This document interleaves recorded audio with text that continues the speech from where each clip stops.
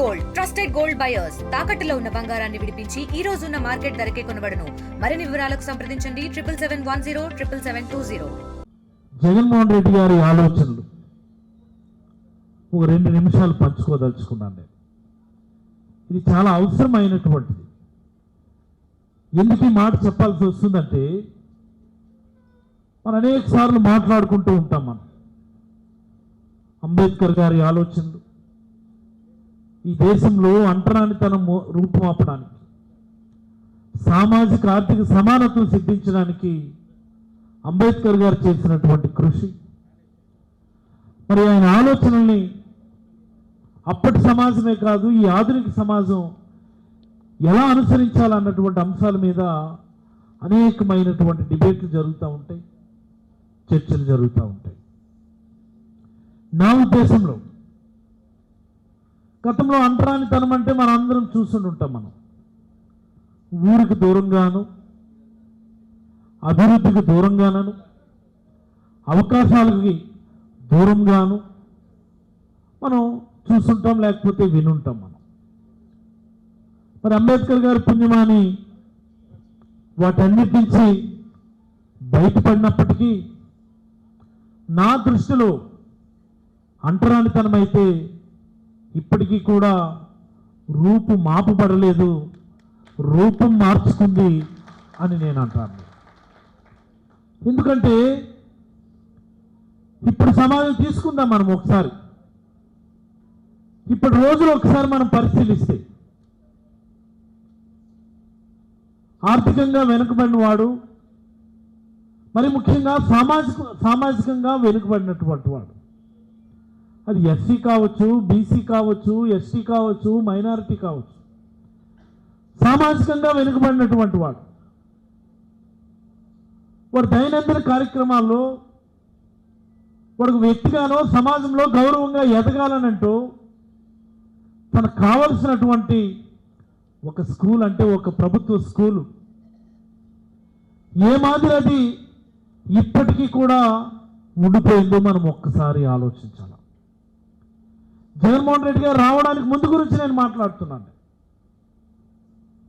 మన పేదలు చదువుకునేటటువంటి స్కూళ్ళు, మన దళితులు చదువుకునేటటువంటి స్కూళ్ళు పెచ్చులుడిపోయి రంగులు లేక మన సోదరులు, మన పిల్లలు చివరికి పాస్కి వెళ్తామంటే టాయిలెట్స్ లేక ఏ పరిస్థితిలో ఉండిపోయాయో మనం ఒకసారి గమనించాలంటే సామాజికంగా ఉన్నటువంటి వెనుకబాటుని ఈ సమాజంలో జగన్మోహన్ రెడ్డి గారు రావడానికి ముందు ఆ సామాజిక వెనుకబాటుని గుర్తు చేస్తూనే ఉన్నాయి ఈ ప్రభుత్వ విద్యాలయాలు. అదే మాదిరి ప్రభుత్వ వైద్యాలయాలంటే హాస్పిటల్స్, డెలివరీ ఆఫ్ సర్వీసెస్ ఎలా ఉండేది, అకౌంటబిలిటీ ఎలా ఉండేది, హాస్పిటల్స్ ఎలా ఉండేవో మన అందరం కూడా చూస్తూనే ఉన్నాం. మరి అలాగనే సామాజికంగా వెనుకబడినటువంటి ప్రతి ఒక్కరి ఆత్మాభిమానాన్ని ఇదే చంద్రబాబు నాయుడు గతంలో జన్మభూమి కమిటీలు అనేటటువంటి ఒక వ్యక్తుల దగ్గర వాటిని తాకట్టు పెట్టే ప్రయత్నం చేశారు. మరి అలాంటి ఆధునిక వెనుకబాటుతనం, ఆధునిక అంటరానితనాన్ని రూపుమాపాలని ఏ ప్రభుత్వ స్కూళ్ళలో చదువుకోవటం నామోషి అని ఫీల్ అయినారు. ప్రభుత్వ స్కూళ్ళలో చదువుకోవాల్సిందే, ఇదే మీ యొక్క వెనుకబాటుకి తార్కాణమని గత ప్రభుత్వాలు చెప్పినాయో దాన్ని రూపుమాపాలని ఈ ఆధునిక అంబేద్కర్ శ్రీ వైఎస్ జగన్మోహన్ రెడ్డి గారు ఆర్థిక సామాజిక అసమానతలు తొలగాలని ముందుగా ఆయన చేసిన పని మన పిల్లలు చదువుకునేటటువంటి స్కూళ్ళని నాడు నేడు కింద బాగు చేసినాడు. మన ఆరోగ్యానికి అవసరమైనటువంటి హాస్పిటల్స్ని నాడు నేడు కింద బాగు చేశాడు. మరి ముఖ్యంగా మన వర్గాలకు అర్థం కాలేదు కానీ వెనుకబాటుతనంలో ఉన్నటువంటి ప్రతి పౌరుడికి కూడా ప్రభుత్వం నుంచి రావాల్సినటువంటి సహకారం అయితేనేమిటి, లబ్ధి అయితేనేమిటి, సంక్షేమం అయితేనేమిటి, ఇది అడుక్కుంటే రాకూడదు, అడుక్కునే పరిస్థితి కల్పించకూడదని వాళ్ళందరికీ కూడా హక్కుగా వాళ్ళ అకౌంట్లలో జమ చేసినటువంటి ఘనత మన నాయకుడు శ్రీ వైఎస్ జగన్మోహన్ రెడ్డి గారు. ఇది మనలాంటి సామాజిక వర్గాలకు ఎందుకనో మరి అర్థం అవ్వలేదు. ఈరోజు అర్థమవుతుంది అది. వాట్ జగన్మోహన్ రెడ్డి గారు డిడ్ టు దిస్ సొసైటీ. నిజంగా ఈ సమాజానికి జగన్మోహన్ రెడ్డి గారు ఏం చేశారనేది ఈరోజు అర్థమవుతూ ఉంది. ఓ రేషన్ కార్డు కావాలంటే ఆ తెలుగుదేశం పార్టీ నాయకుని ఇంటి దగ్గరికి వెళ్ళి ఈరోజు మనం లైన్ కట్టాలి. వాడు సంతకం పెడితే సచివాలయంలో అప్లికేషన్ యాక్సెప్ట్ చేస్తారు. ఎనీథింగ్ మన ఆత్మాభిమానాన్ని తాకట్టు పెట్టి, మన ఆత్మ గౌరవాన్ని తాకట్టు పెట్టి, మన స్టేచర్ని తాకట్టు పెట్టి ఊర్లో నెత్తి మీద రూపాయి పెడితే పావలాకు చెల్లనటువంటి ఆ తెలుగుదేశం కార్యకర్త ఇంటి దగ్గర చేతులు కట్టుకుని నిలబడాల్సినటువంటి పరిస్థితిలోకి మళ్ళీ ఈరోజు చంద్రబాబు నాయుడు ఈ సమాజాన్ని తీసుకొని వచ్చాడు. మనందరం బాధపడుతున్నాం కదా, మనందరం అవమానంగా ఫీల్ అవుతున్నాం కదా. దాన్ని హక్కుగా ఇవ్వాలని మన జగన్మోహన్ రెడ్డి గారు తలిస్తే మన కార్యకర్తలు కూడా ఆ రోజు ఏమనుకున్నారు, మన చేతుల మీద జరగాలి, మనం ఇస్తేనే వీడికి అందాల, మనం వద్దనుకుంటే ఆగిపోవాలా అన్నటువంటి భావంతో మన అందరం ఆ రోజు కొంత యాంబిగ్యువస్ ఒపీనియన్లోకి వెళ్ళిపోయినాం. ఒక సమాజ నిర్మాణం జరగాలి అంటే అది జగన్మోహన్ రెడ్డి గారి ఆలోచన వల్లే సాధ్యమవుతుంది అన్నటువంటి విషయం ప్రతి వైఎస్ఆర్ కాంగ్రెస్ పార్టీ కార్యకర్త కూడా మెదడులోకి ఎక్కించుకోవాలి. జగన్మోహన్ రెడ్డి గారు చేసినటువంటి పనులు ఆ రోజు తెలియలా జనరల్ పబ్లిక్కి. మనం నెత్తినవారు కొట్టుకున్నా సరే జనాలకి అది బుర్రకెక్కలేదు. ఈరోజు అర్థమవుతుంది, ఊరి జగన్మోహన్ రెడ్డి గారు ఇన్ని పనులు చేసినారా, ఇన్ని సచివాలయాలు కట్టారా, ఇన్ని రైతు భరోసా కేంద్రాలు కట్టారా. రైతు భరోసా కేంద్రాలు కట్టి అక్కడేమో రైతులకి ఎరువులు, పురుగుల మందులు, విత్తనాలు అన్నీ సరఫరా చేస్తే ఎవరి కోసం ఇస్తారు జగన్మోహన్ రెడ్డి గారు? మేము ఓట్లు వేయలేదు ఏంటి అన్నారు ఆ రోజు.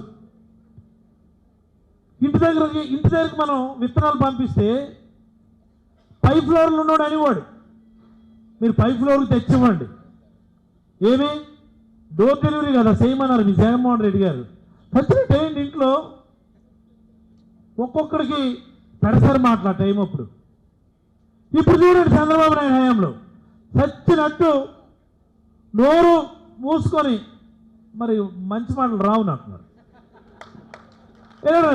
ఎవడో తెలుగుదేశం పార్టీ నాయకుడి ఇంటి దగ్గర లేకపోతే ఆ పిఎస్సిఎస్ దగ్గర లేకపోతే ఏవో ఆఫీసర్ చచ్చినట్టు లైన్ కట్టున్నారు. ఈరోజు లైన్ కట్టడం కాదు, వీళ్ళు బస్సులో కర్చీఫ్ లేసి కొట్టుకుంటున్నట్టే సేమ్ టు సేమ్ ఆర్బీకేల దగ్గర పిఎస్సిఎస్ దగ్గర వాళ్ళు చెప్పులు పెట్టుకొని పొట్టు కొట్టుకుంటున్నారు. తెలియలేదు జగన్మోహన్ రెడ్డి గారు చేసినటువంటి మంచి. మన ఆత్మాభిమానం కాపాడే ప్రయత్నం అది అంతా కూడా. మీరు ఒకసారి ఆలోచించండి. రైతు భరోసా కేంద్రం దగ్గరికి ఉదయం లేచి బ్రష్ చేసుకొని దొడ్లోకి వెళ్ళి లేకపోతే ఇంకా లేట్ అయిపోతుందని చెప్పి అదే పలకర పట్టుకొని పిఎస్సీ దగ్గరికి వెళ్ళిపోయి లైన్ కడితే ఇంకేమున్నది, మన ఆత్మాభిమానం అయిపోయింది. ఈ పుట్టి 40 సంవత్సరాలు మనం సంపాదించుకున్నటువంటి మన ఆత్మగౌరవం, ఆత్మాభిమానం మొత్తం గంగలో కలిసిపోయినట్టు. ఆ రోజు అర్థం అవ్వలేదు ఎవరికి. ఈరోజు తెలుస్తుంది వాట్ వీఆర్ లూజింగ్ రియల్లీ అన్నటువంటిది. జగన్మోహన్ రెడ్డి గారు మెడికల్ కాలేజీలు 17 మెడికల్ కాలేజీలు, గవర్నమెంట్ మెడికల్ కాలేజీలు తెస్తే ఒక్కడంటే ఒక్క మేధావి కూడా జగన్మోహన్ రెడ్డి గారికి ఆ రోజు మద్దతుగా మాట్లాడాలి. ఒక్కడు చదువుకున్న కుర్రాడు జగన్మోహన్ రెడ్డి గారికి ఆ రోజు మద్దతుగా మాట్లాడాలి. ఒక్క ఉపాధ్యాయుడు ఆ రోజు సహకరించలేదు. మనకి ఎవరి కోసం అండి ప్రభుత్వ మెడికల్ కాలేజీలు? ఎవరికి వస్తాయి అక్కడ సీట్లు? పేదల చదువుల కోసమే కదా, మనం డాక్టర్లు అవ్వాలనే కదా, మన పిల్లలు డాక్టర్లు అవ్వాలనే కదా. బీసీ ఎస్సీ ఎస్టీలకి ఫ్రీగా ఉచిత వైద్యం కానీ లేకపోతే బ్రహ్మాండమైనటువంటి మెడికల్ ఎడ్యుకేషన్ ఇవ్వాలనే కదా ఈ తాపత్రయం అంతా. ఈరోజు అమ్ముడు తప్పుతున్నాడు, అంతే అమ్ముడు తప్పుతున్నాడు. ఎవరు సొత్తది? మనం ఇలాగ మౌనంగా కూర్చొని చప్పట్లు కొట్టుకుంటూ ఉంటే ఇంకా అమ్మేస్తాడు. ఇంకా ఊరుకుంటామా? అల్లడు ఎవడికో చెయ్యి కూడా లెగట్లే. ఇది ఎవరు ఉద్యమించాలి? దీనికి మనమే ఉద్యమించాలి. ఏం చేద్దంటే గవర్నమెంట్ మెడికల్ కాలేజీలు మనకు అవసరం. మనలాంటి పేదలకి, మనలాంటి ఎస్సీల్లో ఉన్న పేదలు, బీసీల్లో ఉన్న పేదలు, మైనారిటీలో ఉన్న పేదలు, ఈ రాష్ట్రంలో ఉన్నటువంటి పేదలందరూ అవసరం. అది మన పేదల సొత్తు ఈరోజు చంద్రబాబు నాయుడు అప్పుడుగా అమ్ముడు పెడుతూ ఉన్నాడని చెప్పి ఈ సందర్భంగా మీకు అందరికీ నేనైతే పిలుపునిస్తా ఉన్నాను. మన సొత్తు, మన ఆస్తి జగన్మోహన్ రెడ్డి గారు మన కోసం తయారు చేసినటువంటి ఆస్తి ఈరోజు వాళ్ళు అమ్మేస్తూ ఉన్నారని ఈ సందర్భంగా మీకు అందరికీ మనం చేయదలుచుకున్నాను. నేను మిత్రులారా, మీ అందరికీ ఒక్క మాట చెప్పాలా. నువ్వు ఆగు రుచి, నువ్వు గాబరి టైపు గెలు, మా ఆవేదన ఇది. నిన్న మొన్ననే అమరావతిలో ఐకానిక్ బ్రిడ్జ్ చూసుంటారు కదా, ఆ బ్రిడ్జికి ఏ డిజైన్ చేయాలని చెప్పి ఒక నోటిఫికేషన్ ఇచ్చారు. గొప్పగా ఏమన్నారు, 14,000 మంది దీనిలో పార్టిసిపేట్ చేశారు.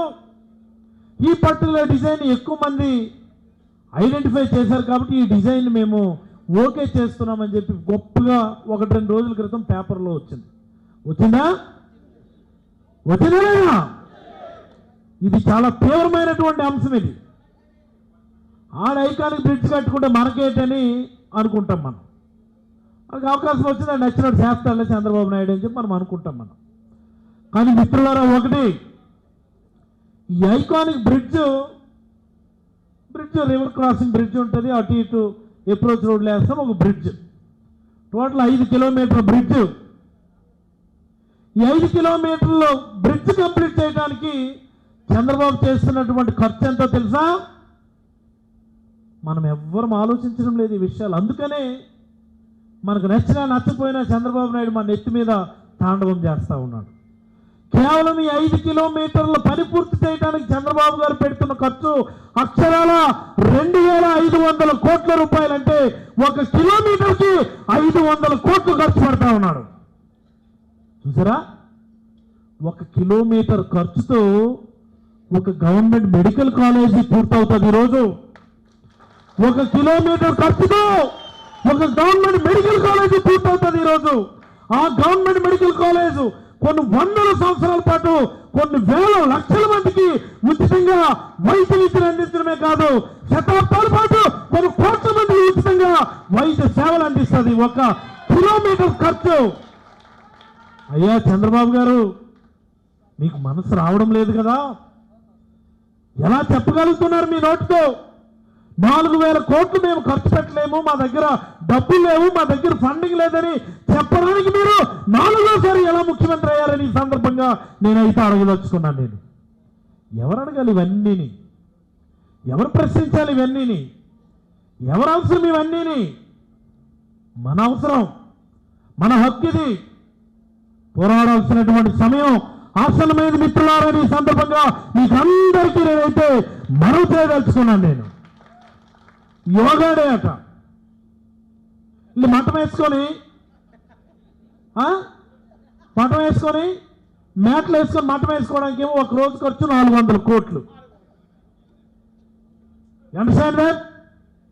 1 రోజు యోగాడే ఖర్చుతో ఒక మెడికల్ కాలేజ్ పూర్తయ్యేటటువంటి పరిస్థితులు ఈ సందర్భంగా మీకు అందరికీ నేనైతే మనం చేయదలుచుకున్నాను. ఏమిటి అన్యాయం? ఏమిటి దౌర్భాగ్యం? ఇటెళ్తుంది ప్రభుత్వం. ఒక్కడంటే ఒక్క మంత్రి అడగడం లేదు ముఖ్యమంత్రికి. ఎస్సీలు ఉన్నారు మంత్రివర్గంలో, హోంమంత్రి అనిత, ఆ బీసీ మంత్రి ఎవరో ఆవిడ మాట్లాడింది.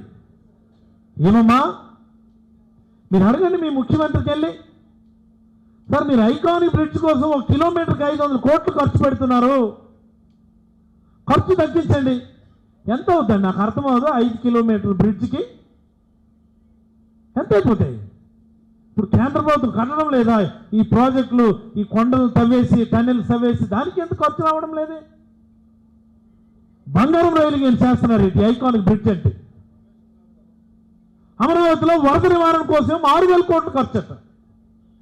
మొత్తం తీసుకొని వెళ్ళి అక్కడే పెట్టేస్తున్నారు.